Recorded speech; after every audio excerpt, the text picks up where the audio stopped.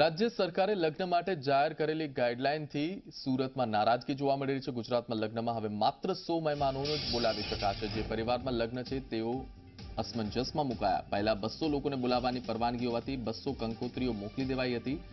કોને બોલાવવા અને કોને ના પાડવી તે હવે આ લગ્ન પરિવાર માટે સૌથી મોટો સવાલ ઊભો થયો છે।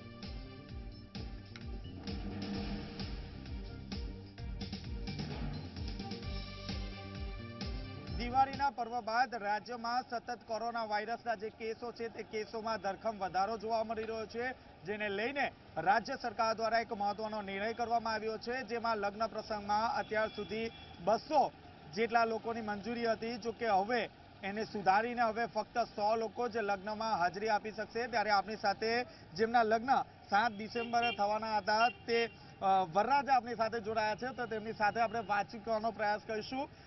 જી, આપના લગ્ન ક્યારે હતા અને શું તૈયારીઓ હતી? મારા લગ્ન 7/12 હતા અને અમે 200 માણસને સરકારને અનુમતિ મુજબ 200 માણસને અમે ઇન્વિટેશન આપી દીધું હતું। પત્રિકા છપાઈ ગઈ હતી, 200 માણસને બોલાવી લીધા હતા।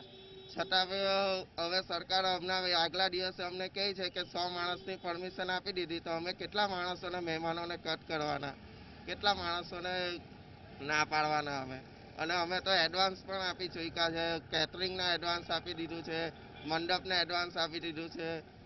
એ એડવાન્સ આપ્યું છે તે અમારું તો માથે જ પડવાનું ને। અને અમને તો કહે છે કે જ્યારે કોરોના પતે પછી એમ કે તમે મેરેજ કરજો, ત્યાં અમે એડવાન્સ રિટર્ન નહીં કરીએ એવું કહેવામાં આવ્યું છે અમને। ખાસ કરીને આ 100 માટે પણ પોલીસની મંજૂરી લેવી પડશે, તો એ કેટલું દોડાદોડી હશે?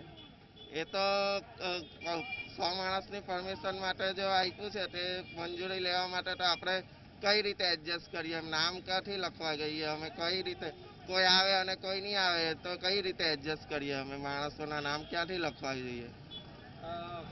અત્યાર સુધી કેટલું એડવાન્સ ચૂકવી દીધું છે? કોને કોને એડવાન્સ ચૂકવી દીધું છે? મંડપવાળાને એડવાન્સ આપી દીધું છે, કેટરિંગવાળાને એડવાન્સ આપી દીધું છે, પછી હોલવાળાને એડવાન્સ આપી દીધું છે। તો અમે ક્યાંથી એટલું બધું એડવાન્સ આપી દીધું છે? એ તો રિટર્ન કરવાનું જ ના પાડે છે। 1,00,000-1.5 લાખ જેવું તો અમે એડવાન્સ આપી દીધું છે। હવે લગ્ન કઈ રીતે કરશો 7મી ડિસેમ્બરે? હવે એવી પરિસ્થિતિ આવી ગઈ છે કે અમારે તો કોર્ટમાં જઈને મેરેજ કરી લેવા પડે એવું છે।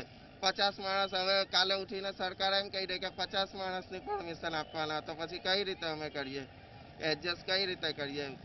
લગ્નની તારીખ તો નજીક આવવા લાગી છે। જી, આપણે જે રીતે જોયું તે રીતે ખાસ કરીને રાજ્ય સરકાર દ્વારા જે રીતે નિર્ણયમાં ફેરબદલ કરવામાં આવે છે તેની સીધી અસર લગ્ન સરા પર પડી છે।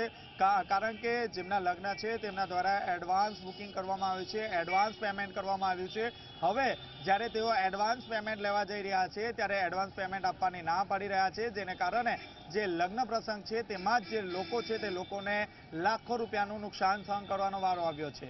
કેમેરામેન દેવાંગ રાણા સાથે ચેતન પટેલ, ઝી મીડિયા, સુરત। થોડી વારમાં જ સવારના મોટા સમાચાર મારી સાથે આપ જોતા રહો ઝી।